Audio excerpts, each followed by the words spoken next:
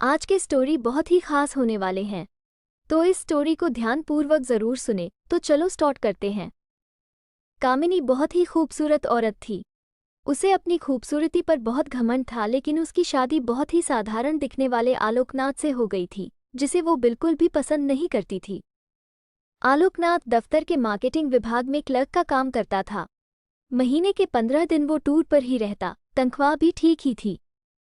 लेकिन कामिनी की हर दिन नई नई फरमाइशों को पूरा करने के चक्कर में महीने के पहले हफ्ते ही उसकी सारी तनख्वाह खत्म हो जाती थी। एक दिन की बात है, सुबह का समय था। कामिनी बिस्तर पर लेटी हुई थी, तभी आलोकनाथ ने उसे जगाते हुए कहा, क्या बात है कामिनी, आज बहुत देर तक सोई हुई हो? कामिनी, अरे, जिसकी किस्मत ही सो गई हो वो जागकर क्या करे? आलोकनाथ बोले, क्या बात है, आज सुबह सुबह ही ताने? कामिनी, तो क्या चाहते हैं आप, सुबह सुबह आपकी आरती उतारना शुरू कर दूं या पैर दबाऊं? आलोकनाथ समझ गया कि कामिनी को कोई चीज़ चाहिए, क्योंकि जब भी उसे कोई चीज़ चाहिए होती थी वो इसी तरह का नाटक करने लगती थी। आलोकनाथ, अरे, क्या चाहिए तुम्हें, बोलो ना। कामिनी, हाँ हाँ, बोल तो ऐसे रहे हो जैसे चांद तारे लेकर आ जाओगे मेरे लिए। कितने दिनों से आपको सोने की रिंग के लिए बोल रही हूँ, लेकिन तुम तो एक कान से सुनकर दूसरे कान से निकाल देते हो। आलोकनाथ, अब जितनी हैसियत है मेरी उतना ही तो कर पाऊंगा मैं, और अभी मेरा हाथ तंग है। 2-3 महीने रुक जाओ ना, फिर दिला दूंगा मैं। कामिनी, तो फिर मुझसे पूछते क्यों हो कि क्या चाहिए? जाइए, अपना काम करिए, मेरे सिर में बहुत दर्द है। आलोकनाथ क्या करता? किसी तरह कर्ज लेकर कामिनी के लिए रिंग ले आया, लेकिन कामिनी बहुत ही लालची औरत थी। उसे हमेशा कुछ नया चाहिए होता था। इस बीच कामिनी के पड़ोस में एक नया शादीशुदा जोड़ा अमन और सुप्रिया रहने के लिए आए। जब अपनी बड़ी सी कार में से अमन और सुप्रिया उतरे तो कामिनी अपनी बालकनी से उन्हें घूरते हुए सोचने लगी। कामिनी, मन में, वाह, कितना हैंडसम लड़का है, क्या मस्त कपल हैं दोनों, काफी अमीर भी लग रहे हैं दोनों। कितनी महंगी कार है इनकी, और एक मेरे पति हैं, न शक्ल अच्छी है और न ही कमाई। कामिनी को जब पता लगा कि ये जोड़ा बिल्कुल उनके बगल में रहने के लिए आया है तो वो उनसे दोस्ती करने के लिए मचल उठी। खास तौर पर अमन से उसकी दोस्ती करने की बहुत इच्छा थी। एक दिन वो उनके घर गई। उसने दरवाज़ा खटखटाया, दरवाज़ा अमन ने ही खोला। सामने से अमन को देखकर वो उस पर और भी लट्टू हो गई। कामिनी, जी वो, मैं आपके पड़ोस में रहती हूँ, थोड़ी चीनी चाहिए थी मुझे। अमन, जी, अभी देता हूँ। अमन, सुप्रिया, जरा कटोरी में चीनी तो ले आना। सुप्रिया चीनी लेकर आ गई। अमन ने उसे कामिनी को देने को कहा। इस बीच कामिनी की नज़र अमन के घर पर थी। काफी महंगी और एंटीक चीज़ों से सजा हुआ था उनका घर। जब सुप्रिया ने कामिनी को चीनी की कटोरी दी तो उसकी नज़र सुप्रिया के गले में पहने नेकलेस पर गई। उसने अंदाजा लगाया कि ये डायमंड का ही होगा। सुप्रिया और अमन दोनों ने कामिनी को घर के अंदर आने को कहा, तो उसने कहा कि फिर किसी दिन। कामिनी जब चीनी की कटोरी लेकर अपने घर गई तो आलोकनाथ की नज़र उस पर गई। आलोकनाथ, अरे, घर में तो इतनी सारी चीनी पड़ी है, फिर तुम पड़ोस से मांगकर क्यों ले आए? कामिनी, ये बात आपकी समझ में आ जाती तो आप अपने ऑफिस में क्लर्क नहीं होते। धीरे धीरे कामिनी अमन और सुप्रिया से दोस्ती बढ़ाने लगी।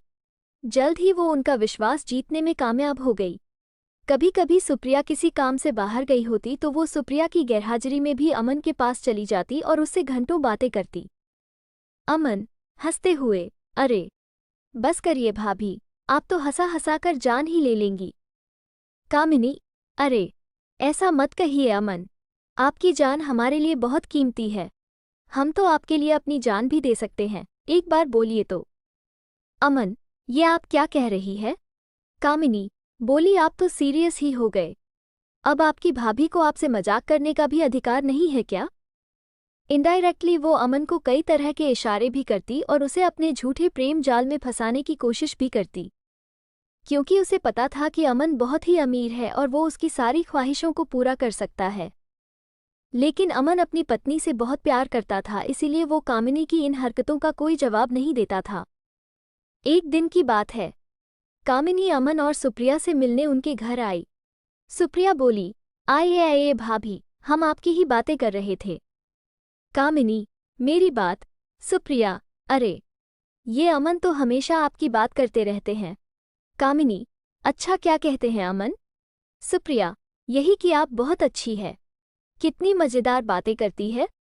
आपके जैसी पड़ोसी मिलना तो आजकल के समय में बहुत ही मुश्किल है। सुप्रिया के से मुंह से अपने लिए अच्छी अच्छी बातें सुनकर कामिनी मन ही मन बहुत खुश हो रही थी और उसे लग रहा था कि एक ना एक दिन तीर निशाने पर लग ही जाएगा। इस बीच सुप्रिया के भाई की शादी तय हो गई।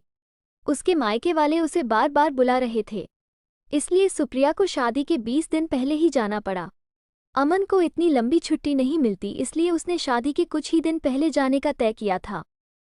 इधर कामिनी को जब पता लगा कि सुप्रिया 20 दिनों के लिए अपने मायके जा रही है तो उसने मन ही मन एक प्लान बनाया। कामिनी मन में, यही सही मौका है अमन को फंसाने का। आलोक भी बाहर है और सुप्रिया भी अपने मायके गई हुई है। सुप्रिया को मायके गए हुए अभी 2 ही दिन हुए थे। रात को 9 बजे कामिनी ने अमन के घर का दरवाज़ा खटखटाया। अमन ने जरा देर से दरवाज़ा खोला। कामिनी, क्या बात है अमन, बहुत देर कर दी दरवाज़ा खोलने में? अमन बोला, अरे भाभी, वो किचन में रोटियां बना रहा था। आपको तो पता है ना मुझे बाहर का खाना बिल्कुल पसंद नहीं है। कामिनी, अरे तो मुझे कह दिया होता, मैं बना देती। लगता है आप मुझे पराया समझते हैं। अमन, अरे नहीं नहीं भाभी, ऐसी बात नहीं है। मुझे खाना बनाना अच्छा लगता है। कामिनी, लेकिन मुझे ये अच्छा नहीं लगता कि मेरे रहते हुए आप किचन में खाना बनाएं। कामिनी भले ही अपने घर में कम ही खाना बनाती थी, लेकिन यहाँ तो उसका मकसद कुछ और था। वो किचन में गई और उसके लिए फटाफट खाना बनाने लगी। उसने ना सिर्फ खाना बनाया बल्कि अमन को खिलाया भी। अब तो कामिनी सुबह शाम उसके घर आती और उसका खाना बनाती। अमन को कामिनी का ये स्वभाव बहुत अच्छा लगा। एक दिन, अमन, कामिनी भाभी, मैं आपको क्या कहूँ? सच में आप मेरी बहुत मदद कर रही हैं, नहीं तो खाना बनाना और ऑफिस भी संभालना सच में बहुत मुश्किल काम है। एक दिन की बात है, कामिनी सुबह सुबह अमन के घर आई। अमन को लगा कि हर दिन की तरह वो खाना बनाने आई होगी, लेकिन हर दिन वो 8 बजे के बाद आती थी। लेकिन आज तो 7 ही बज रहे थे। कामिनी, अरे अमन, वो क्या है ना कि आज मेरा शॉवर खराब हो गया है। बुरा ना मानो तो मैं आज तुम्हारे बाथरूम में नहा लूं? अमन ने हामी भर दी। इधर कामिनी तो किसी और फिराक में थी। उसने अमन के बाथरूम में कैमरा छुपाया और उसमें ऑटोमेटिक क्लिक बटन ऑन कर दिया। थोड़ी देर बाद वो जोर से चिल्लाई। अमन डर गया कि आखिर क्या हो गया। वो भागा भागा बाथरूम के पास गया। उसे देखकर कामिनी अचानक से उससे लिपट गई और उसे जोर से पकड़ लिया। अमन को समझ नहीं आ रहा था कि आखिर हुआ क्या है। इधर कैमरा अपना काम कर रहा था। कामिनी बहुत देर तक जब उससे लिपटी रही तो अमन को भी अब अच्छा लगने लगा था। लेकिन अचानक अमन को लगा कि उससे गलती हो रही है, इसलिए उसने उसे झटके से हटाया। कामिनी, ओह सॉरी अमन। वो क्या है ना कि नहाते नहाते अचानक से पता नहीं कहाँ से दो छिपकली बाथरूम में निकल आई। उसे देखकर ही मैं डर गई और जोर से चिल्ला पड़ी। अमन अब भी कामिनी से अपनी नज़रें नहीं मिला पा रहा था। इधर कामिनी अपने प्लान में कामयाब हो गई थी। अमन के साथ उसकी सारी तस्वीरें कैमरे में कैद हो गई थी, जिसमें उन दोनों ने एक दूसरे को गले से लगा रखा था। अगले दिन वो सारी तस्वीरें अमन को लिफाफे में अपने घर के बाहर पड़ी मिली। उन तस्वीरों को देखकर उसका दिमाग झन्ना गया। तभी कामिनी वहां गई। उसके हाथ में भी एक लिफाफा था। कामिनी, अमन, ये देखो, किसी ने कल हमारी तस्वीरें खींच ली है। वो मुझे ब्लैकमेल कर रहा है और कह रहा है कि अगर मैं 1 लाख रुपए उसे नहीं दूंगी तो वो ये तस्वीरें मेरे पति को दिखा देगा। अमन देखो, मैं एक सीधी शादी भारतीय नारी हूँ। मुझे नहीं पता कल किसने ये हरकत की है।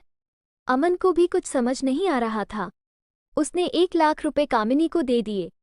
हालांकि उसे कामिनी पर रत्ती भर भी शक नहीं था, लेकिन कामिनी ने एक बार फिर से उससे 5 लाख रुपए मांगे तो उसका दिमाग ठनका।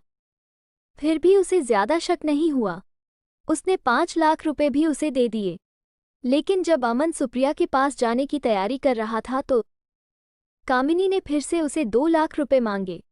इस बार अमन को लगा कि दाल में जरूर कुछ काला है। हालांकि गलती उससे भी तो हुई थी। अमन ने बहुत सोचा और उसने सुप्रिया से माफ़ी मांगते हुए उसे सारी बातें बता दी। सुप्रिया उसी समय अपने मायके से अमन के पास लौट आई। उस दिन कामिनी जब शाम को 2 लाख रुपए लेने आई तो उसने सुप्रिया को देखा। सुप्रिया को देखकर उसका चेहरा उतर गया। कामिनी, अरे तुम कब आई सुप्रिया? सुप्रिया, जी अभी आई हूँ भाभी।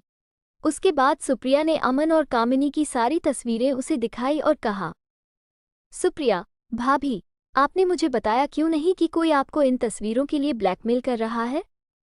मैं अभी इन तस्वीरों को लेकर पुलिस स्टेशन जा रही हूँ। पुलिस का नाम सुनते ही कामिनी के होश उड़ गए। उसे अपनी पोल खुलने का डर सताने लगा। उसने पुलिस स्टेशन ना जाने की बात उनसे कही लेकिन सुप्रिया अड़ी रही। आखिरकार कामिनी टूट गई और रोते रोते उसने अपना गुनाह कबूल कर लिया। सुप्रिया, मुझे शर्म आती है आप जैसी औरतों पर जो अपने मतलब के लिए दूसरे मर्दों को फंसाती हैं। अरे आलोक भैया, में क्या कमी है? वो बेचारे तो आपको हर खुशी देने की कोशिश करते हैं, लेकिन पता नहीं आपको ऐसा क्या चाहिए जो आपका लालच खत्म ही नहीं होता। कामिनी को अपनी गलती का एहसास हो गया था। उसने उन दोनों से माफ़ी मांग ली, लेकिन अमन और सुप्रिया ने कुछ दिनों बाद अपना फ्लैट खाली कर दिया और वो कहीं और रहने चले गए। तो दोस्तों, आपको ये मज़ेदार कहानी आपको कैसी लगी, हमें कमेंट करके ज़रूर बताएं। अगर आपको अच्छा लगा तो मेरे चैनल को लाइक शेयर सब्सक्राइब ज़रूर करें।